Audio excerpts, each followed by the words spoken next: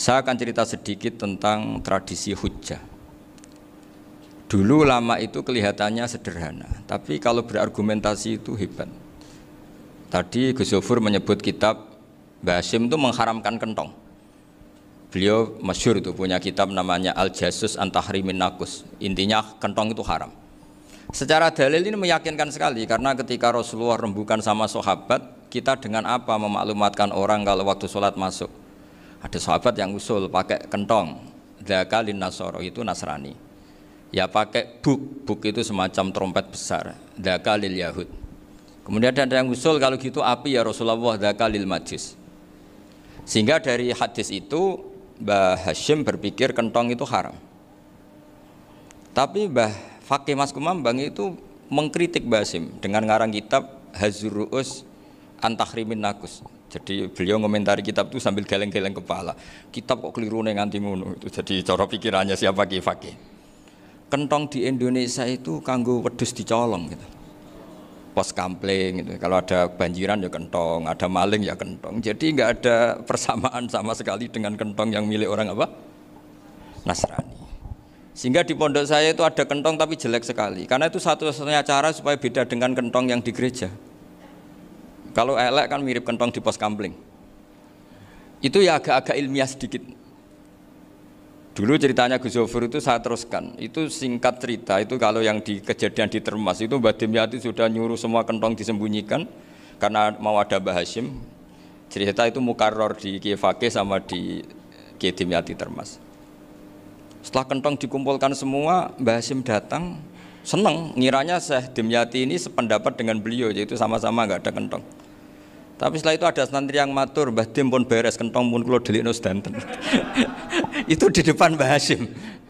Jadi GR-nya Mbah Hasyim bahwa Mbah Dim itu sependapat akhirnya hilang. Ternyata ini akal-akalan toh gitu. Karena santrinya matur, Mbah Dim pun beres sedanten kentong beduk sudah disingkirkan. Itu di depan Mbah Hasyim. Saking lugunya santri, nah saking ikhlasnya agak ngerti mahalus syahid ini adalah Mbah Hasyim. Saya mau meneruskan cerita Gus Zofur. Dulu Mbah Mun ngaji di Lirboyo, tapi Kiai Makhrus ngaji sama Kiai Khalil Harun. Kiai Khalil Harun itu adik juga sekaligus muridnya Mbah Umar Harun.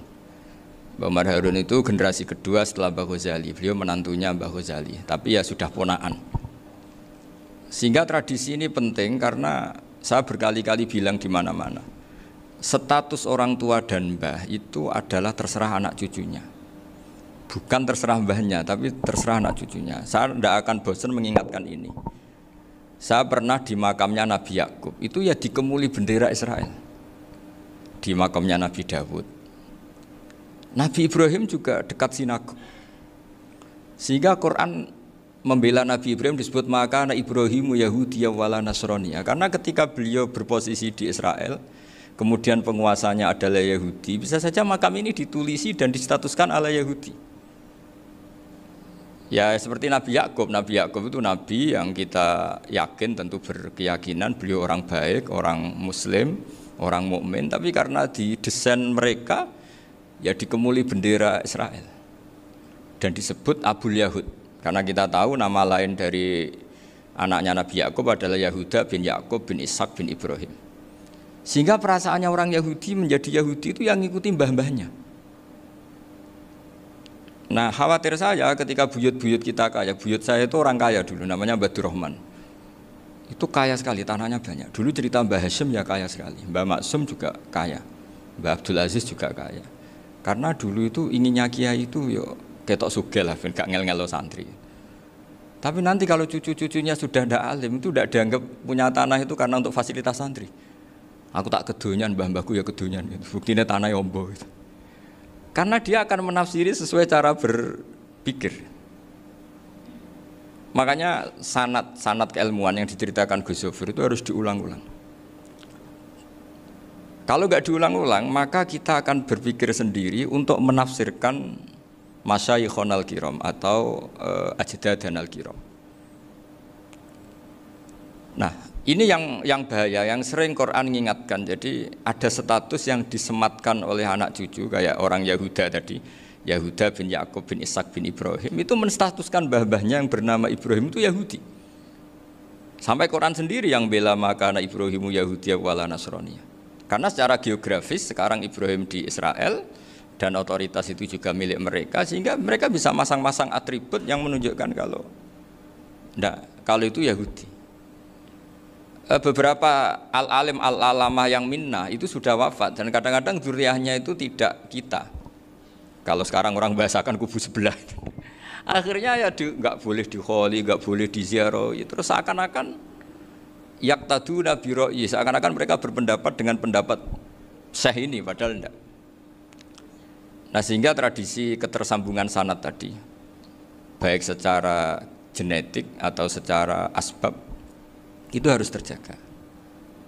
Saya beberapa kali banyaklah sering diceritain Mbah Mun. Dulu Mbah Munawir ini cerita ya, Mbah Munawir itu saking senenge kitab, ben santri ini iso ngaji kitab. Itu kalau ada alumni Lirboyo, alim disuruh baca muin di sini itu Mbah Munawir ikut. Saking ingin tasjiknya, ingin ngajari santri bahwa ngapal Quran udah hafal tok, tapi yo paham. Dan penggalinya Mbah Munawir itu sampai klimaknya dulu Mbah Zaini itu nate nikah sama Nyai Komariah kalau nggak salah, binti Karim, binti Manap.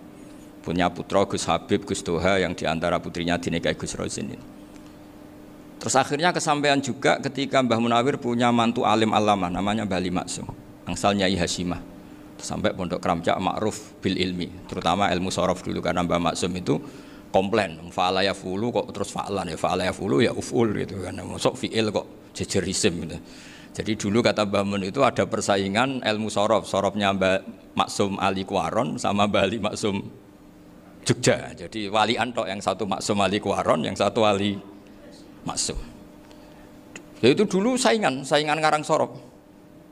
Nah ini yang menang siapa? Ya terserah duriannya. Kalau duriannya keren ya menang karena terserah yang kampanye.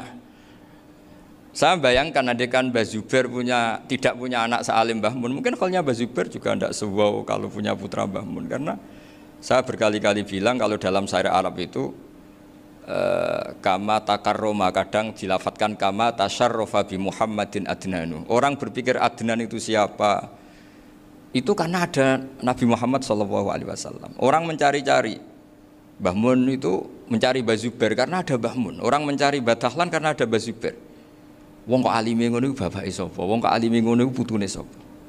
Tapi kalau kita ini sudah ndak alim, ini orang sudah enggak tertarik nyari-nyari leluhurnya karena dianggap selesai. Jadi yang dengan tanda kutip yang menghabisi mbah-mbahnya itu ya mesti cucunya. Ini mau ngamuk, mau peringatan, tapi ini juga peringatan pada diri saya sendiri. Jadi sehingga dzurriyyah ini penting. Kenapa para nabi mesti donga dzurriyyatan thayyibah? Kenapa selalu berpikir tentang dzurriyyah? Wa ja'alaha kalimatam baqiyatan fi aqibi. Karena dzurriyyah ini yang nanti bisa menstatuskan leluhurnya. Seperti tadi cerita Mas Maftuh, ini tak puji betul, saya hari ini tidak ingin gojlok supaya kewalian saya tidak tergerus oleh kedoliman. Saya pernah diceritain Gus Zofur, juga sering baca buku tentang Mbah Maksum. Dulu Mbah Maksum kalau wasiat kembali ya gitu, kamu harus NU dan harus mempertahankan NU, tapi tidak dengan cara membenci Muhammadiyah. Dulu Mbah Mun juga sering cerita, dulu Mbah Hasyim itu ngaji Syekh Mahfud. Nah, Mbah Ahmad Dahlan dulu namanya Darwis sering ngaji sama Syekh Khotib Minangkabau. Zaman itu Syekh Khotib sudah modern, sudah ikut gerakan Abdu, gerakan Al-Manar. Sehingga bawaannya Mbah Ahmad Dahlan ini agak agresif. Yang Mbah Hasyim karena hanya mulazim di Syekh Mahfud, hanya sesekali ngaji Syekh Khotib, beliau lebih seperti itu. Dan dua beliau ini sama-sama pernah ngaji Mbah Soleh Darat di Semarang, Mbah Hasyim sama Mbah Ahmad Dahlan yang dulu namanya Darwis. Jadi ini masih min minuskatin wahidah mimam bain wahid. Sehingga kita tidak kaget ketika Mbah Ali Maksum mengomentari Muhammadiyah itu masih ahli sunnah wal jamaah. Makanya nanti terakhir saya baca kitabnya Mbah Ali dan sering saya pelajari. Andai kan kita ini sepakat dengan ilmu, ya kita tahulah. Kalau Abu Hanifah itu tidak kunut, Imam Syafi'i kunut, berarti kunut itu mazhabnya Abu Hanifah, bukan mazhabnya Mbah Ahmad Dahlan. Apa tidak kunut itu mazhabnya Abu Hanifah, bukan mazhabnya Mbah Ahmad Dahlan. Kita kunut itu mazhabnya Imam Syafi'i, bukan mazhabnya Mbah Hasyim. Ini semuanya masih dalam bingkai ilmu. Adzan qabla subhi juga riwayatnya jelas. Tidak adzan ya sudah perilaku kita sudah jelas. Dulu Mbah Mun sering didik kita gitu. Saya sering dengar cerita kalau dulu Pak Arif Fakhruddin begitu hormat sama Mbah Ali, apalagi duriahnya Mbah Azhar Basir, karena beliau dulu do ngaji di Termas. Dulu itu nggak ada masalah karena semuanya dianalisis pakai ilmu. Tapi sekarang pakai identitas, yang unut tuh NU, yang nggak unut Muhammadiyah. Berarti Abu Hanifah itu Muhammadiyah, Imam Syafi'i itu NU. Berarti Imam Syafi'i itu ya anak buahnya Ki Miftahul Ahyar kira-kira gitu karena anak buahnya Pak Said Akil. Kan terus jadi repot.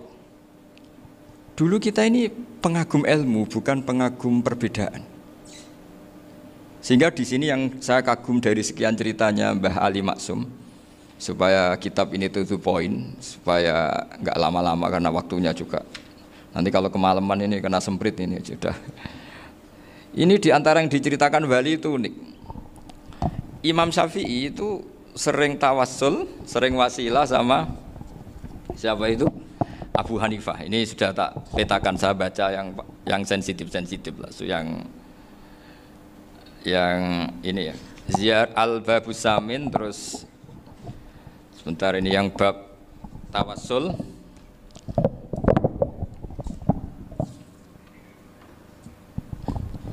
Ini halaman 90, mungkin santri-santri kerap ya bisa ngecek lagi di kitab Hujatul Ahli Sunnah. Ketika cerita tawassul, di antara yang diceritakan Mbah Ali Maksum adalah perilaku ya, bukan sekedar statement tapi apa? Perilaku. Perilakunya Imam Syafi'i atau ahwalnya kalau bahasa halusnya, yang selalu ke makamnya Abu Hanifah untuk tawassul. Padahal Imam Syafi'i itu orang yang secara ilmu sering kritik Abu Hanifah. Jadi ini saya baca ini di halaman 100, jadi tawassul mulai halaman 9 berapa ini sampai halaman ini yang qala sami'tu Syafi'iyya yaqul inni la atabarraku bi Abi Hanifah wa aji'u ila qabri fi kulli yaumin za'iran fa idza uridat li hajatun shallaitu rak'atain, halaman 100, waji'tu wa sa'altu wa ta'ala al hajat indahu fama tab'udu anni hatta tuqda. Kanal Imam Syafi'i ayyama huwa bi Baghdad yatawassalu bil Imam Abi Hanifah yaji'u ila dorihi fayusallimu alaihi wa yatawassalu ila Allah bihi fi qada'i hajati. Terus wa yatawassalu Imam Ahmad bi Imamin Syafi'i. Jadi di antara yang diceritakan Mbah Ali Maksum itu betapa Imam Syafi'i yang terkenal sering mengkritik Abu Hanifah dalam tatanan fikih karena beliau tidak percaya ada istihsan. Abu Hanifah berpendapat adanya istihsan, dan kita tahu lah ikhtilafu Syafi'i wa Abu Hanifah itu besar sekali.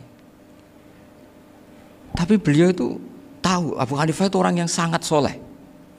Abu Hanifah itu kalau ketemu sama orang yang utang beliau itu yang lari bukan yang utang Abu Hanifah, karena takut orangnya itu izin.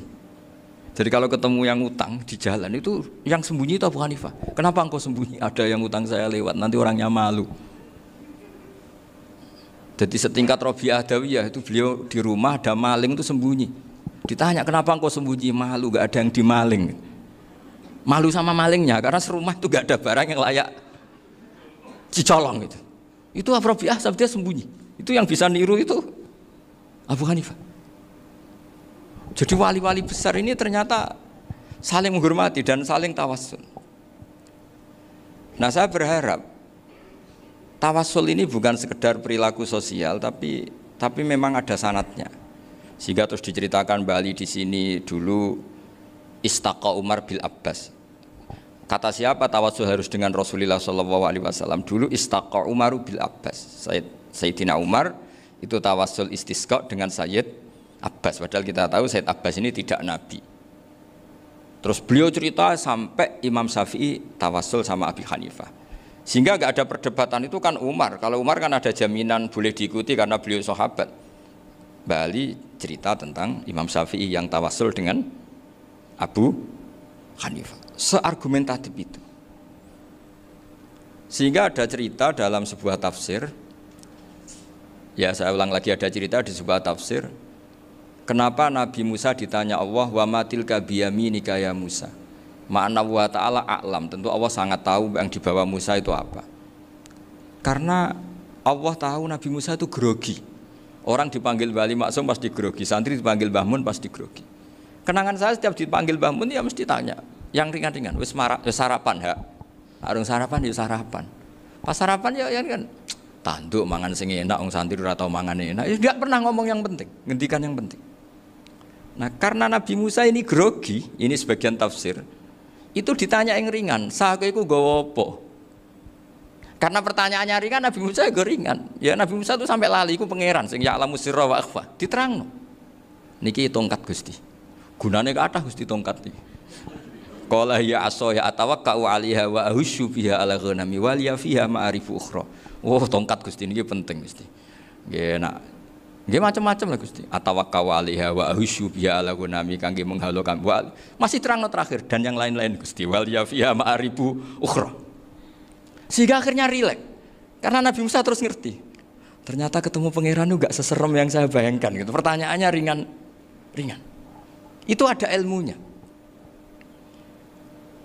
Tapi cerita ini yang versi tafsir ini tidak yang seperti di Manaqibul Ghazali. Di beberapa kitab tentang Manaqibul Ghazali diceritakan di alam roh Nabi Muhammad SAW itu yubahi bi ummati, saking yubahinya sampai ngendikan ulama ummati ke anbiya Bani Israel. Ulama umatku itu pinternya atau statusnya itu mirip-mirip lah. Kaf itu ya mirip-mirip lah, mirip-mirip kayak ulamanya nabinya Bani Israel. Akhirnya Nabi Musa itu tersinggung sekali, bagaimana mungkin ulama disamakan dengan nabi. Sehebat-hebatnya ulama itu kan tidak akan yabluhu darajatan nubuwah atau yartaqi ila darajatin nubuwah. Itu akhirnya ya kalau kamu nggak percaya panggil, yang dipanggil Imam Ghazali. Ya Nabi Muhammad juga nggak mau kalah gitu. Kalau manggil ulama RT ya kalah keok gitu. Akhirnya Imam Ghazali datang, ditanya sama Musa, "Mas muka, nama kamu siapa?" "Ana Muhammad bin Muhammad Al-Ghazali At-Tusi Asy-Syafi'i." Itu disebut panjang. Terus Nabi Musa guyu-guyu. "Kamu lama kok ngomong yang nggak penting, ditanya namanya kok penjelasannya sepanjang itu, dianggap itu satu kesalahan. Masa tanyanya nama kok ditanya jawabnya Muhammad bin Muhammad Al-Ghazali At-Tusi Asy-Syafi'i, kepanjangan itu." Ketika Nabi Musa agak mencibir, agak gimana itu, terus jadi Imam Ghazali, "Kalau ini masalah, lebih masalah jenengan." "Apa itu?"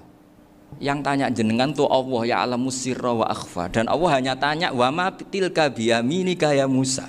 Harusnya jenengan jawab asoya titik, bukan kepanjangan. Atawakka'u 'alaiha wa syubha itu kepanjangan. Allah tanya yang di bawah kamu itu apa? Yang di tangan kamu. Harusnya jawabnya hanya asoya. Tapi kenapa penjelasannya sepanjang itu? Sampai terakhir waliya fiha ma'aribu ukhra. Terus pinter tenan kayak gitu. Terus ada Nabi Musa terus bilang, ya pinter tenan aja gitu. Padahal kita tidak pernah GR seperti itu, kan kebetulan Imam Ghazali gitu. Kalau yang lain mungkin ya keok lah kira-kira gitu. Tapi ini cerita dalam khazanah keilmuan. Benar yang dikatakan Gus Zofur. Saya termasuk orang yang pernah mondok Lirboyo Pasanan. Jadi setelah saya disuruh nemani Gus Kamil, tahun berikutnya Gus jenengan disuruh. Pokoknya anakku mbah sak wulan lah kudu tahu mondok Lirboyo. Piye aku tahu ngaji Wakarim. Terus yang disuruh mbaturi Gus Kamil itu saya. Jadi saya pernah 1 bulan tuh di Lirboyo. Karena saya ini santri beling ya, kontraknya pokoknya penting ziarah Bakarim. Biasanya nggak pernah ngaji ya, pokoknya gerbar ngisa. Ziarah ya sudah. Ngaji subuh ingat saya sama Gus Imam. Itu dari 17 hari ingat saya ngaji 2 kali. Tapi kalau ziarah ke Bakarim sudah lupa jumlahnya karena memang kontraknya disuruh ziarah. Sampai seperti itu. Dan saking senengnya bangun sama Bakarim saya masih ingat. Ngamplopi salam template itu masih ingat untuk Gus Anwar, untuk Gus Imam, untuk Gus Kafabi, termasuk untuk Gus Maksum. Itu malam-malam saya dijak ngamplopin. Zaman itu saya masih ingat selawewu. Zaman itu kos 1 bulan itu 13.000. Jadi kira-kira kalau 25.000 itu untuk kos 2 bulan. Jadi saya krusnya itu pakai kos. Saya masih ingat Mondok Sarang itu kos 1 bulan 13.000. Berarti kira-kira 500.000 itu di amplopin sendiri sama Bang. Ini untuk Gus War, ini untuk Gus Imam, ini untuk Gus. Padahal Gus Imam ini mondoknya sudah di Mbah Mun. Itu Mbah Mun hormatnya sampai untuk jatah salam template. Nah yang ribet kebalikannya, kita pulang Gus Imam karena melihat Gus Kamil ini putrane Mbah Mun, Gus Kamil disangoni. Saya juga disangoni karena Gus Imam dulu ngaji juga sama Pak D saya, sama keluarga saya. Itu kata Gus Kamil setelah keluar, mau agak muni gua abal, boten berarti gua aku. Karena ini penting. Ini kalau sampai dianggap tukar guling, ribet nih. Jadi ditakwil sendirilah. Mau gak muni gua abal ya, boten wis, yes berarti halal. Tapi sama Mbah Mun ya ditanya. Ditanyanya bukan apa karena untuk meneruskan tradisi bahwa kalau kiai ketemu itu ya saling memberi hadiah, saling itu sudah faqaddimu baina adena juakum apa? Sedekah. Sehingga ketika Kapya ini punya Bali Maksum alim alama, kemudian melahirkan murid-murid yang juga ibar kayak Mbak Warsun bisa ngarang apa Kamus Al Munawwir, Pak Bik juga punya karangan Kamus Al Muasir. Saya itu punya semua. Karena ini adalah buah dari bahwa kita ini tidak kalah sama produk-produk yang di sana. Bahwa produk di kita ini sudah cukup untuk mengantarkan orang menjadi alim alama. Dulu Mbak Zubair ke Mekah ya sudah alim alama. Gus Zufur ke Al-Azhar sudah alim semua. Teman-teman kita ke Mekah itu sudah alim semua. Padahal produk mondoknya ya tadi mau digojlok kiai ini, terus mangkel be keamanan biasanya itu. Biasanya musuh besar pondok itu keamanan. Jadi ya bukan berarti gojlok ibunya Gus Maftuh enggak. Biasanya keamanan itu musuhnya apa? Banyak. Itu tradisi keilmuan itu harus dijaga dengan hujjah dan dengan tadwin, dengan pembukuan. Saya punya sekian cerita ya, misalnya dulu kita mungkin iskal itu janggal. Kenapa sih orang Islam tukaran sama orang Islam itu? Sehingga di antara doa Nabi yang enggak dikabulkan Allah, enggak boleh dikabulkan sama Allah enggak boleh, bukan berarti enggak mustajab. Redaksinya famana aniha, memang enggak boleh. Redaksinya bukan falam yastajib lahu tapi famana aniha. Di Al-Marrah As-Salisa ini Nabi dilarang, yaitu melarang umat Islam itu jangan sampai tukaran sama umat Islam sendiri. Itu kata Allah, ya tidak bisa kata Allah, kalau itu tidak saya kabulkan. Itu dulu guru-guru kita nyontohkan sederhana. Kira-kira kalau saya tukaran wek Gus Zofuru, Mbah Mun luwih ikhlas dibanding ditukari wong liya. Nakno kakak ditabuk adik, wong tua luwih ikhlas dibanding ditabuk tangga. Barokahnya membaca kita lebih mentoleransi. Kalau ada Mbah Hashim dikritik Mbah Fakih Mas Kumambang, kita ikhlas itu. Tidak dikritik guru PAUD, itu kan. Atau dikritik orang-orang yang nggak bisa ngaji. Artinya ternyata keliru kita bilang kiai kok tukaran. Justru bagus kiai tukaran. Dibanding kiai dikritik guru PAUD atau dikritik orang-orang yang nggak bisa baca kitab. Akhirnya barokahnya baca kita menjadi tahu.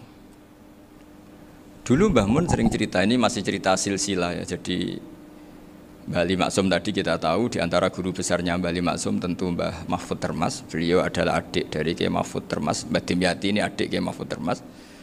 Itu punya saudara namanya Abdur Razak, juga punya saudara namanya Dahlan. Itu yang membawa Thariqah Syadziliyah di Solo Raya, yang sekarang alhamdulillah diteruskan Gus Wafi. Dulu di antara pesannya Mbah Mun ke saya, hak Wafi kandani kon ziarah ning Mbah Dimyati. Mergo Thariqah Syadziliyah dulu itu yang bawa keluarganya Mbah Dimyati. Jadi semuanya ini masih dzurriyyatan ba'duha min ba'd. Nah pesan saya karena tadi Mbah Munawwir yang termasuk orang pertama yang bawa Quran, bawa qiraah sab'ah. Kenapa saya bilang termasuk? Karena kalau bilang paling pertama ini nanti butuh data. Dan itu agak kerepotan. Nah, tapi yang jelas mimman istahara lah. Mimman istahara yang membawa sab'ah ke sini itu adalah Mbah Munawwir. Terus beliau ngajarkan diantaranya ke Mbak Arwani, pakai kitab Satibi, pakai kitab Nazmus Satibi. Terus Nazmus Satibi itu diteruskan oleh Mbak Arwani, ditulis. Yang nulis dulu Mbak Dola Salam, bapak saya itu murid Mbak Dola. Dulu Mbak Dola sebelum ke Mbak Arwani ngaji sama Ki Said di Sampang. Bapak saya sebelum ngaji di Mbak Dola sudah hafal Quran lewat buyut saya sendiri namanya Ki Zubaidi. Yang Ki Zubaidi akhirnya jadi menantunya Mbak Ahmad Syuaib. Jadi buyut saya kandung ini namanya Sofia, itu angsal keluarga Lasem, yang adiknya Sofia ini punya adik Badiah yang jadi ibunya Ki Sahal. Terus Ki Sahal punya Mbak Yu namanya Muzayanah, punya di garwa Ki Mansur punya anak Gus Qayyum. Jadi dulu ibu saya, ibunya Gus Sofur, ibunya Pak Maftuh itu semuanya di Lasem. Karena saya dari keluarga Gen ya Lasem, dari keluarga sanad guru ya Lasem. Tapi Lasem Bahdawi itu dulu ngajinya di Mbah Umar Harun di Sarang. Mbah Umar Harun ini menangi Sayyid Ahmad Zaini Dahlan. Sayyid Zaini Ahmad Zaini Dahlan ini punya cucu keempat yang hidup di Sedan, terus makamnya di Lasem, namanya Habib Haidar, itu yang nulis biografinya Mbah Maksum. Mbah Maksum bukan Bali, biografinya Mbah Maksum. Itu ditulis oleh Habib Haidar, namanya Haidar bin Hasan bin Sodaqoh bin Ahmad Zaini Tahlan. Nah, Habib Haidar ini menantunya Sayyid Hamzah Sato. Hamzah Sato itu Hamzah bin Abdullah bin Umar, itu kakaknya Sayyid Abi Bakar Sato, Sohibul I'anah. Nah, Sayyid Umar ini yang dulu ngajari mbahnya Mbah Mun namanya Ahmad bin Su'aib. Nah, di antara ajarannya adalah baca kitab-kitab kecil yang bisa dihafal. Dibawalah ke sarang jadi metode muhafadzah. Tapi kemudian lama-lama oleh pondok itu jadi syarat kenaikan kelas. Dulu nggak ada muhafadzah untuk kenaikan kelas ya, supaya orang alim itu harus hafal, lama-lama dipakai syarat untuk muhafadzah. Jadi semua ini sanad harus kita ingat supaya kita bisa menjaga tradisi. Termasuk tradisi ini kiai seneng jagungan, terus ngomong ra penting. Itu juga sanad. Setahu saya Mbah Mun itu kalau ketemu bapak ya guyon terus. Saya punya kenangan tuh yang dulu agak iskal tuh begini. Ada isu lah, entah isu entah hoax entah apa, ada kaji itu agak beling itu, pokoknya beling lah gitu. Seneng siapa itu, rondo lah apa itu. Pokoknya beling gitu. Ketika Mbah Mun dilaporin tamu kalau kaji itu beling sama rondo itu, Mbah Mun tanyanya lucu. Lho ayu no cung. Wahyu banget Mbah. Wahyu. Itu bapak juga bakas ayu nih. Dulu saya sekali ini kiai kok bakas wong ayu, bakas bodine barang lah kira-kira gitu. Tapi setelah saya tambah alim, tambah ngerti itu, kata bapak gini, ya abek bakas ayu hak timbang iya no malah qadzaf. Ternyata seni. Sekali Mbah Mun atau bapak bilang, "Kaji kok zina, kaji." Maka larinya ke qadzaf. Maka menghindari bahasa menuduh, ngomong yang enggak penting. Lho ayu no. Jadi kiai dulu tuh orang sok suci tapi menghindari hal-hal yang jadi punya seni untuk ngelola kehidupan. Orang bermalam-malam jagungan sama teman asik itu kan perlawanan terhadap nafsu kita, syahwat kita untuk mungkin nikmati dugem di bar atau di tempat-tempat maksiat. Itu setan di Indonesia tuh kaku hati sama Kiai Jawa. Orang supaya tidak tertarik maksiat itu Kiai Jawa cukup ketemu kancane masak terong guyon, gejol-gejolokan zaman mondok, sewengi lulus sangka maksiat. Bar wis tutup. Perlawanannya sederhana, nggak pakai tahajud, nggak pakai wiridan, karena Kiai Jawa juga koyoke rapati potongan ahli ibadah gitu, jagungan gitu. Jadi setahu saya itu pernah lihat Bali itu sekali ketika beliau ngisi ceramah di Mbah Hamid Bedowi, sama masih kecil diajak bapak. Dulu kalau bapak ngelihat Bali sama Mbah Hamid itu mesti nangis, karena dua orang alim bertemu. Yang akhirnya ya bisanan itu Mbah Hamid punya anak Gus Nasih, di sini ada Mbah Nafisa, terus jadi Mbak Salih Hindun itu. Jadi dulu tuh ya guyon terus ketika ketemu. Itu yang sering bodoni Mbah Hamid itu ya Ki Bisri. Ki Bisri itu kalau datang ke Ki Hamid Pasuruan, nak wali tenan aku teko ditatakno mangan. Jadi ukurannya ya. Ternyata sampai sana dikei mangan tenan. Masih belum mengakui, kan nak wali tenan aku iki kiai rung di mobil, dongakno aku di mobil. Sudah kalah satu seri itu masih gak terima. Lalu itu Mbah Hamid akhirnya berdoa, ayo monggo, mungkin-mungkin Ki Bisri gak ada mobil. Itu setelah didoain masih tanya, mereknya apa merek? Jadi itu Mbah Hamid jawab, ya paling Holden itu, paling Holden. Itu nyari mobil itu ya adalah dapatnya Holden. Suatu saat Mbah Bisri diundang Mbah Hamid gak dikasih bisaroh, karena utangnya sudah banyak Mbah Hamid, Mbah Bisri ini utang doa tadi. Itu ya gak dikasih besar ya gak mau kesang apa-apa kelambimu kayak aku. Didol sama muhibbinya Mbah Hamid. Itu harganya melebihi jatah bisaroh. Ketemu Mbah Hamid. Kang, susu Kang, mergo. Jadi dulu itu rileks, makanya ini yang diceritakan ke Zofur. Sebetulnya kalau kiai-kiai itu bersanad itu ya rileks, hidupnya itu rileks. Karena rileks ini perlawanan terhadap kemungkaran. Saya dulu musyawarah sering sama Gus Zofur usul fikih. Itu jelas di antara yang ditulis Lubil Usul itu. Ya kita tahu tadi misalnya sanad usul fikih, Mbah Ber itu sangat al-usuli Kiai Zubair Dahlan, abahnya Mbah Mun. Punya murid di antaranya Kiai Sahal. Kiai Sahal punya karangan Thariqatul Husul fi Syarhi Lubil Usul. Itu Thariqatul Husul itu beliau ngendikan dalam mukaddimah bahwa saya bisa mensarah ini berdasar ngaji maknani sama Mbah Zubair. Terus beliau mengutip sarah itu dari kitab Nailul Ma'mul. Beliau ngendikan binus khotin khotiyah ghairi matbu'ah. Dan itu ditemukan di Kiai Mansur di Lasem, karena Kiai Mansur iparnya Mbah Sahal. Mansur bin Khalil ini diantara katibnya Syekh mahfud. Jadi semuanya ini sambung. Mbah Ber saking ahli usul fikihnya, kalau ngajar usul fikih itu kalau guyon takriran saya ini lebih memahamkan ketimbang Sarah. Ya sudah, terus Mbah Zubair Kiai Fakih, terus Syekh Mahfud. Di sini Syekh Mahfud termasuk orang yang dekat Mbah Munawir sampai putrane Mbah Mahfud namanya Gus Muhammad dibawa Mbah Munawir, kemudian mondok di Termas diantaranya, terus dinikah jadi menantunya kalau nggak salah Haji Taslim di Betengan, kemudian sekarang juriahnya Mbah Mahfud di Betengan. Ini nggak boleh hilang secara seperti itu. Diantara di usul fikih diterangkan ketika diantara 5 hukum itu ada yang bernama mubah. Mubah itu boleh dilakukan, boleh ditinggalkan, dan kalau dilakukan ya tidak berpahala, tidak disiksa. Itu ada ulama yang protes. Protes nggak bisa seperti itu. Itsma min mubahin ila wa tahaqqaqu bihi tarku haramimma. Fa'il zamu minas sukun tarkul qatli wa minas sukut tarkul qadaf. Tidak bisa, mubah itu tidak ada. Kalau kiai jagongan semalaman, itu Allah ngitungnya itu hada taroka dugem, wahada taroka delok dangdut, wahada taroka kada wakada. Oh, itu luar biasa. Dan kita ngikuti yang seperti itu saja. Gak usah tahajud, gak usah witir telulas, kaya ora kuat timbang gremeng. Sewengi jagongan, setan ngenteni kita tergoda maksiat, ternyata maksiatnya sampai tutup, kiainya masih apa? Jagongan. Jadi jagongan saja ada ilmunya bahwa itu perlawanan terhadap tarkul ma'asi. Sehingga bagaimana Anda katakan mubah ini mubah, toh gunanya adalah tarkul haram. Meskipun efek mubah juga bisa tarkul wajib, wae bojo blonjo turu. Kan wae ngrumat ibuke turu. Itu halal wajib. Jadi mubah itu resikonya ya bisa tarkul wajib, bisa tarkul haram. Sehingga kalau sanad ini terjaga secara baik, secara kultur, saya sering juga saguan sama Gus Yofur itu mesti tak niati gitu. Jagungan wong alim iku ibadah dan menikmati ibadah adalah dabul auliya wa dabul ulama. Kata Imam Ghazali, pada akhirnya waqud buhadatin al istilzat bil mubahat. Kata Imam Ghazali, pada akhirnya qutbu hadatin, madaru hadatin, pokok dari agama ini adalah melawan kemaksiatan dengan kita menikmati al-istidzat bimubah. Kita menikmati sesuatu yang dibolehkan Allah Subhanahu wa taala. Dan seperti ini itu bisa qasmu dhuhri syaitan, bisa menghancurkan punggungnya setan. Karena kalau melawan setan dengan ibadah ini kadang kita capek selain isra potongan.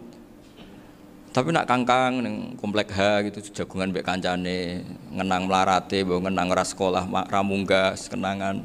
Sing ra munggah diarani istiqomah. Gitu kan. Diarani tulus zaman, kok sing munggah dianggap kesusu. Saya ini punya pondok Quran, kalau ada yang hafal 3 tahun mesti digojol kancane. Gak apik kesusu itu. Kesusu itu mesti tidak barokah karena tergesa-gesa apa? Hatam. Sehingga yang enggak hatam-hatam itu kayak partai mayoritas. Ini yang partai tulis zaman katanya. Ahli sobri katanya. Akhirnya di pondok gara-gara itu mau guyon, tapi enggak ada stigmasi yang saya enggak naik. Di Pondok Sarang itu saya punya temen itu banyak yang sekelas dengan saya, sekelas sama Gus Kamil, akhirnya sekelas dengan Gus Sofur. Padahal saya ini kakak kelas. Saya temannya, Gus Kamil temannya Gus Sofur. Ini anak ini nggak pernah naik, itu nggak dinyek, nggak dicibir di pondok. Karena guyonan tadi, guyonan bahwa ini bagian dari bentuk apa? Istiqomah. Nanti yang goblok juga tenang. Karena kiainya cerita, kadang santri goblok ya barokah. Di sini pondok akeh santri ora tau sinau ning omah dadi kiai gede. Selalu kiainya tuh cerita seperti itu. Akhirnya sing goblok ya bangga dengan kegoblokannya. Iya, jadi kiai itu orang yang meskipun guyon ini barokahnya Masya Allah. Dan setahu saya kiai-kiai alim itu ya senengannya guyon karena tadi guyon itu luar biasa. Bapak saya itu kalau pesan sama saya itu enak ngaji wis guyon nice. Wong ning omah mikir utang, mikir wedi bojo macam-macam kok ngaji kok jak nangis pisan, nangis ping pindho gitu. Sudah jak guyon ae. Paling gak lali. Dan beliau punya dalil kul bi fadlillah bi rahmati fa bidzalika falyafrah. Jadi jangan sampai orang ini farah bil maksiat, jangan sampai orang itu. Dan ini yang saya kenang dari sekian cerita murid Bali. Mbah Ali Maksum ya senangane guyon. Gejol-gejolkan mbek santri guyon. Ini saya maklumatkan ke semua santri beliau bahwa ini bukan sekedar guyon, tapi al-istilzat bil mubahat. Ini adalah perlawanan terhadap setan karena banyak orang bisa senang tuh kalau nunggu maksiat. Ini bisa senang dengan sesuatu yang tidak maksiat. Itu kayak apa hebatnya? Makanya Nabi itu kalau ketemu sahabat ya sering ngendikan yang ringan-ringan. Ya Umar ma'afalan duher jong mana piye ije. Kalau ketemu anak kecil ya. Nanti ketemu yang tua-tua yang sudah nggak bisa mikir ya cerita-cerita saya mohon sekali murid-murid kerap ya. Jangan hanya ngaji fikih. Kalau hanya ngaji fikih itu posisi Abu Hanifah itu seakan-akan nyun sewu orang yang sangat tidak ahli hadis. Karena beliau di situ kelihatan kalah sekali dengan Imam Syafi'i. Apalagi di perdebatannya Muhammad bin Hasan Asy-Syaibani dengan Imam Syafi'i itu kelihatan sekali betapa Abu Hanifah itu orang yang nyun sewu ditinggalkan dalam ilmu hadis. Sampai beliau hanya dapat gelar min ulama ahli ra'yi, termasuk ulama yang kuat logikanya. Juga harus baca kitab-kitab seperti ini. Ternyata di balik Imam Syafi'i mukhalif pada beliau di bab-bab fikih, perilakunya sangat hormat. Sampai beliau tuh kalau tawassul ke kuburannya Abu Hanifah. Dan beliau ngendikan an-nasu fil fiqhi iyalun ala Abu Hanifah. Semua orang yang ahli fikih itu masih anak buahnya Abu Hanifah. Saya berkali-kali cerita, mazhab Syafi'i itu alatut tadhir hanya dua, yaitu alma wa turab. Abu Hanifah nambahi wanar. Alasannya Abu Hanifah orang mukmin yang dosanya banyak itu dibakar di neraka, dan alasannya Allah litadhirihim untuk mensucikan mereka. Sehingga pikirannya Abu Hanifah an-nar itu min alatit tadhir. Apa yang terjadi ketika bata itu batu bata yang dibakar di situ campur teletong campur apa-apa itu kalau sudah mazhab Abu Hanifah selesai sudah suci karena sudah ngelewatin pembakaran. Meskipun kita tidak akan kalau kehilangan air terus wudu dengan api bisa bunyak semua itu. Tapi apapun itu menjadi solusi. Sehingga saya punya kitab namanya Ikhtilafu Malik Ikhtilafu Malik wa Abu Hanifah atau Ikhtilafu Syafi'i ma Abu Hanifah. Itu kelihatan sekali kalau Abu Hanifah itu nyuruh saya posisinya kalah. Karena yang ngarang orang-orang Syafi'i. Tapi kalau melihat kitab-kitab kewalian, misalnya di kitab Mizan Kubro ini juga sering disebut kisah itu Mbak Ali Maksum tentang Imam Sa'roni. Berkali-kali beliau mengutip Mizan Kubro. Itu Abu Hanifah adalah orang yang sangat mukasyafah. Artinya ketika Nabi cerita air wudhu itu menjatuhkan dosa, tidak ada air wudhu yang jatuh ke kamu kecuali saat itu juga dosa kamu jatuh. Itu beliau datang ke Madharota Kufah. Kemudian beliau bilang sama si orang tua tadi, tub anizina. Orangnya terus bilang atubu minazina. Ada lagi pemuda datang dibilangin tub an ukuki walideka. Terus bilang tub tu an ukuki walidaya. Sampai yang terakhir ada tub an simai alatilahwi atau an samai alatilahwi. Terus tub tu an samai. Ketika orang itu ditanya, kenapa engkau begitu tahu dosanya apa? Saya tahu air wudhu ini menjatuhkan apa. Jadi kira-kira kalau zina mungkin ya batang babi lah. Kalau hanya sekedar melihat mbak-mbak mungkin ya curut atau tikus lah kira-kira gitu. Nak dulu sediluk ya mungkin ya tikus cilik gitu. Nak dulu suwi ya tikus werok itu atau apalah. Pokoknya beliau itu tahu. Tapi anehnya Abu Hanifah apa? Setelah itu dia nangis minta mukasafahnya ditutup. Ya Allah, saya ini mukasafah kok malah menjadi tahu sawatil mukmin. Padahal aturan syariat jenengan man satara musliman satarahu, bahwa enggak baik melihat jeleknya orang mukmin. Minta ditutup. Makanya saya ini bangga ada mukasafah. Makom yang kita sampai sekarang itu makom setelah Abu Hanifah mukasafah. Jadi Abu Hanifah repot-repot mukasafah, minta makomnya ditutup tidak menjadi mukasafah. Dan alhamdulillah kita sudah tidak mukasafah sebelum minta ditutup. Jadi kita ini keren. Keren karena aturannya itu man satara musliman satara huwa, yang tidak tahu aibnya orang muslim maka Allah akan nutupi aibnya di akhirat. Dan kita alhamdulillah barokahnya tidak mukasafah, tidak ngerti aibnya orang mukmin. Jadi kita harus pakai patokan ilmu. Saya ulang lagi, kita harus pakai patokan. Makanya saya tahu betul ketika Kiai Hamid Pasuruan, beliau dulu ngaji Jamul Jame, ngaji Juman, Bali Maksum di sana sama Gus Habib, sama Gus Muhammad bin Mahfud, termasuk mbah saya kandung dulu Kiai Sidik, mbah saya yang itu juga ngaji di Termas. Bapak saya dulu Kiai Nur Salim ngaji di Buyut Baiti. Dulu itu kawin juga sederhana, kayak cerita Gus Sofur. Jadi bapak saya kandung itu Kiai Nur Salim itu ngaji di Mbah Baiti. Mbah Baiti itu adik kandungnya buyutnya saya dari ibu. Nah Mbah Baiti itu teman akrabnya mbah saya namanya Kiai Nur Sam, Mbah Nur Sam. Singkat cerita terus Nur ke Jorabi Arabekno itu. Setelah bapak saya ke Badullah mau ditawarin jadi mantu, kata bapak saya kula pun dipek mantu Mbah Baiti. Akhirnya dapat ibu saya itu. Karena ibu saya itu cucu Mbah Bedi, cucu lambung. Jadi mbahnya ibu saya itu Mbak Yunya Mbah Bedi. Namanya Mbak Sofia tadi yang dapat Mbak Idris itu. Yang Mbak Idris ini bin Umar. Ya Mbak Umar yang mbahnya Mbah Hamid. Hamid bin Abdul bin Umar. Kalau bahasa itu Fatimah binti Idris bin Umar. Dulu kecilnya Mbak Idris namanya Abdul Khalik. Kalau kecilnya Mbah Hamid namanya Abdul Mukti. Kalau kecilnya Mbah Maksum namanya Muhammadun kalau nggak salah. Dulu itu namanya dua-dua karena diganti ketika musim apa? Haji. Jadi ini terjaga.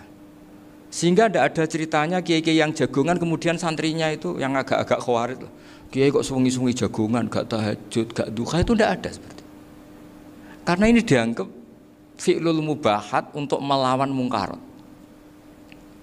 Jadi sehingga di kitab Ihya diterangkan, kamu jangan ngira orang-orang soleh ketika jagongan itu min ahlil bitolah wa takasul. Itu orang-orang yang pemalas itu enggak. Tapi mereka bisa mengasyiki Allah. Bahwa dalam jagongan ketemu teman ya asik, gejul-gejulkan sama Pak Maftuh ya asik.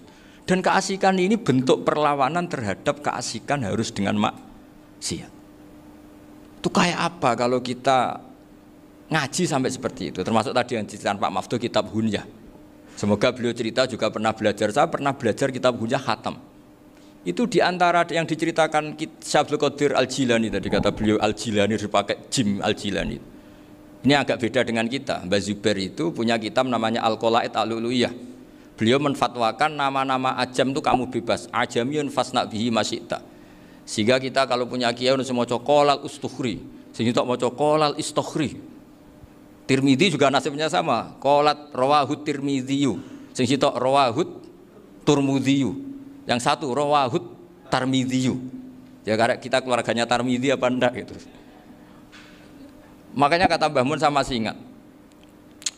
Kata cerita Gus Zofur tadi, adabnya Gus Zofur itu cerita tentang keluarga ibunya. Padahal keluarga ibunya juga orang-orang soleh yang luar biasa.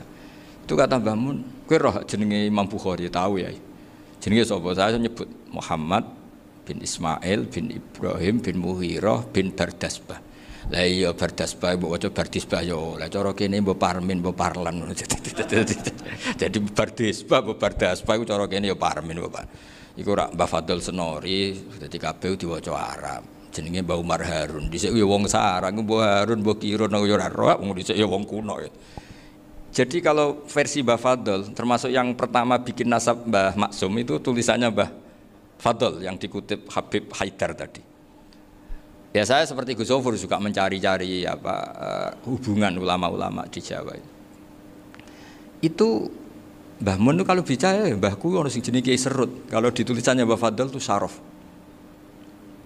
Jadi Mbah Fadl itu fanatik orang-orang alim itu ditulis Arab, kalau Mbah Mun itu Jawa. Dulu tuh ada wali seto di daerah saya. Dulu orang ya janggal, ternyata ada sato itu kesamaan di Arabnya itu. Sehingga kiai-kiai itu ada fanatik Tirmidzi, Turmudi, Tarmidi, Jilani, Jailani karena ajamiyun fasna bihi masyita. Jadi kalau nama-nama ajam semonggo lah baca sekenanya sementing. Cuma mungkin tahqiqnya benar Pak Maftuh tadi memang di Mu'jamul Buldan itu Al-Jilani bikasri jim ya sudah kita baca Al-Jilani. Sebab itu kayak Pondok Pelosok Lirboyo itu menurut saya bagus. Orang itu maknani betul sama gurunya. Kalau Sarang enggak. Kalau Pondok Lirboyo, pondok yang tadi ternyata keluarga Mbah Munawir sini pernah bisanan yaitu Mbah Zaini pernah nikah sama Nyai Komariah ya kalau nggak salah, punya putra Gus Habib ya, Pak Toha dan sebagainya. Itu betapa hubungan pondok Quran sama pondok kitab dulu itu nggak pernah terputus. Bapak saya selapal Quran itu dulu ngaji Mbah Zubair. Jadi bapak saya sering ngutip mu'en apa, padahal bapak saya itu terkenal tuh, beliau cita-citanya itu saya ingin hafal Quran kayak hafal Fatihah. Beliau itu sampai sepulahnya sekali. Karena beliau inginnya hafal Quran kayak hafal Fatihah. Termasuk murid terbaiknya Mbah Dullah bapak saya. Itu ya ngaji kitab. Sehingga kata Mbah Mun, jadi Mbah Munawir de mantu Bali Maksum, itu ya sudah dipenggali. Sudah dipenggali dituruti pangeran. Lahirlah seorang Bali Maksum yang membawa. Jadi dulu itu ya Gus Muhammad yang ngaji di Termas, nanti Mbak Arwani sebelum ngaji di sini ngaji di Tebu Ireng. Sehingga Mbak Arwani bisa ngarang kitab. Beliau ngarang kitab tentang Sab'ah.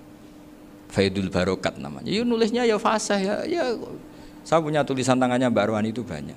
Saya juga punya tulisan tangannya Mbah Hasyim Asy'ari ketika nyurati buyut saya yang di Damaran itu pakai bahasa Arab. Jadi dulu itu Mbah Ali Maksum juga sama, surat-suratannya dulu sama tokoh-tokoh Muhammadiyah ya bahasa Arab. Nah ini harus kita dengar dari abna, dari bahwa Mbah Maksum kemarin yang diceritakan Gus Zafur di Khol Mbah Maksum, kowe kudu belo NU, kudu tetap NU, tapi bukan dengan cara membenci Muhammadiyah. Tadi Pak Maftuh menguatkan sanad itu dari Pak Atabik bahwa Muhammadiyah termasuk ahli sunnah wal jamaah. Karena sama-sama tidak sabus sahabat, sama-sama ikromus sahabat dan sama-sama bermadzhab. Nah soal akhirnya ada beberapa yang usrapati seneng ngaji, ini yang agak ribet. Tapi kamu tidak usah ngeritik Muhammadiyah agak seneng ngaji, kayaknya juga sama, kita nggak seneng ngaji juga banyak itu. Jadi kalau ngeritiknya masalah itu kan kita ya agak-agak sama. Ya jadi ternyata di sini, terus ini yang terakhir supaya nggak lama-lama, Bali juga punya sisi keras sekali. Jadi dalam hal-hal yang khas ini di halaman 87 itu keras sekali. Beliau ngendikan wahal bi jununun hatta usdira amri lil mu'minin alla yazuru rasulahum. Jadi ketika saya tadi sudah bilang bahwa beliau sering muji Ibnu Taimiyah dalam banyak hal, tapi dalam banyak hal juga beliau mengkritik Ibnu Taimiyah ketika menafsirkan la tusaddur rihal illa ila salasati masajid. Kemudian Ibnu Taimiyah tidak mentasrekkan, tidak mensunatkan ziarah kubur Rasulullah SAW. Beliau mengkritik.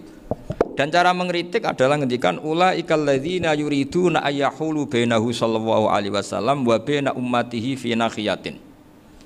Itu adalah orang-orang yang ingin membuat batas antara Nabi dan umatnya. Saya termasuk terinspirasi makalah Bali ini adalah bagaimana Anda mengkafirkan orang Islam berdasar qala Rasulullah sallallahu alaihi wasallam.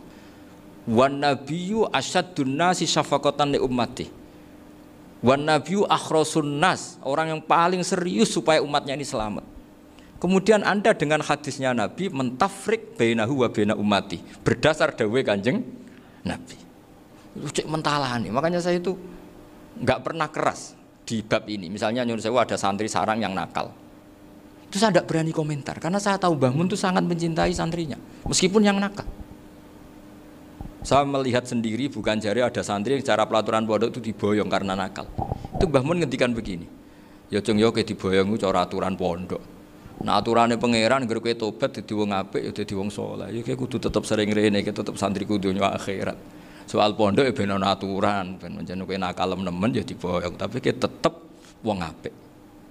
Jadi karena kita tidak mungkin mentafrik bainahu wa baina talamidhi. Kita tidak mungkin mentafrik baina nabi wa baina ummati karena nabi adalah apa? Asyaddun nasi syafaqatan li ummati. Sampai saking sayangnya nabi itu ngendikan syafaati li ahlil kabair min ummati. Lho koyo apa baiknya nabi? Ora melok nakal, ora melok maksiat, tapi melok nanggung swargane.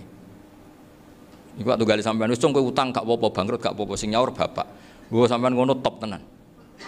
Anake yo ngawur tenan maksudnya itu, tapi top tenan. Lah nabi ku umate sing dosa iku umate, nabi sing nyuwun sewu, cara Jawane sing kangelan nyafaati.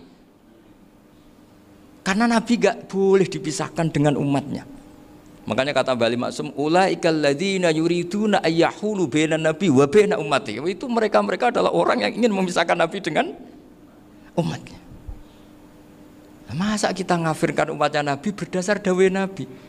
Itu kan sama, saya benci santri Anwar berdasar dawuh Mbah Mun, padahal orang tahu semua begitu sayangnya Mbah Mun terhadap santrinya.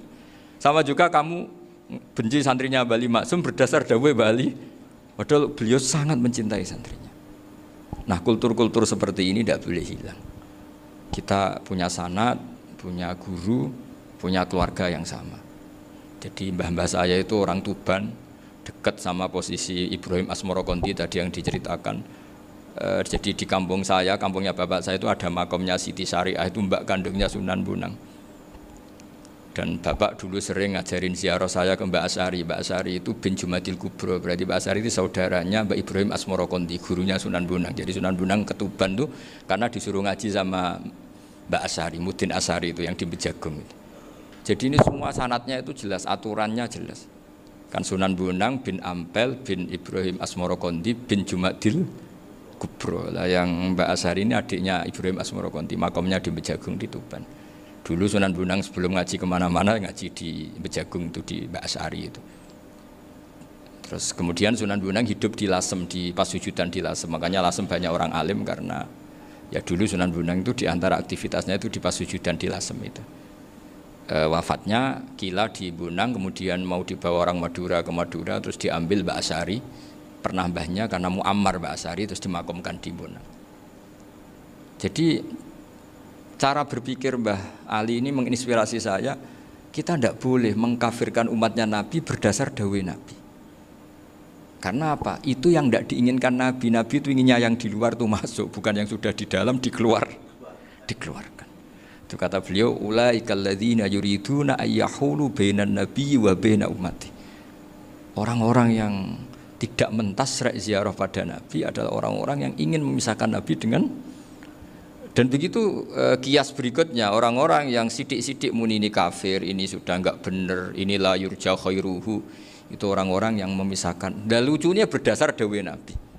Makanya semua kalau sampai ngaji Mizan Kubro, ini kitab yang sering dikutip Bali Maksum. Ketika Nabi ngintikan laisa minna man ghasyana, laisa minna man latamal hudud wa syaqqal juyub bada'a bid'awal jahiliyah. Laisa minna min tilkal khoslah. Semua ulama mentafsiri laisa minna fi tilkal khoslah, bahwa dalam hal itu Islam tidak bertanggung jawab. Masa menipu berdasar dibolehkan Islam kan tidak mungkin. Semua perilaku yang salah disebut Nabi laisa minna fi tilkal khoslah, bukan laisa minna fayakunu huwa kafirun. Tidak ada satu ulama yang mengatakan laisa minna berarti orang ini kalau menipu sudah kafir. Ketika dosa ya sak dunya kafir kabeh. Siapa enggak pernah menipu? Sekedar pernah. Siapa enggak sering menipu bahkan? Hobi kadang ya rezekinya dari nipu. Lah itu kalau betul maknanya laisa minna terus kafir, semua orang di dunia kafir. Karena siapa sih yang selain Nabi yang enggak, selain Nabi kan enggak mungkin apa? Maksum. Belum lagi menurut teori usul fikih ada nipu yang wajib. Ya kan, misalnya kita orang baik ketemu orang dolim yang memburu perempuan mau diperkosa terus bersembunyi, yang kita tahu, kita wajib nipu apa wajib jujur? Ketika orang dolim tanya, perempuan tadi kemana? Wajib nipu apa wajib jujur? Wajib nipu, karena kalau kita jujur berarti memberi peluang orang dolim menemukan buruannya. Jadi betapa alimnya. Dan ketika kitab Mizan Sa'roni dipakai Bali, dipakai Mbah Mun, saya pernah ngaji Mbah Mun, terus kita tahu maknanya laisa minna fi tilkal khoslah. Sehingga kita tidak mengatakan laisa minna dengan terjemahan letterlek tidak termasuk umatku. Kita tidak akan menambahi fa tafriq fayakunu kafirun, tidak akan selamanya. Karena maknanya laisa minna fi tilkal khoslah. Kenapa kita selalu begitu? Karena enggak mungkin kita memisahkan umatnya Nabi dengan Kanjeng Nabi berdasar dawuh Kanjeng Nabi. Karena Nabi adalah berstatus bil mukminina raufur rahim. Ya terus ini mohon maaf sekali ini yang saya bisa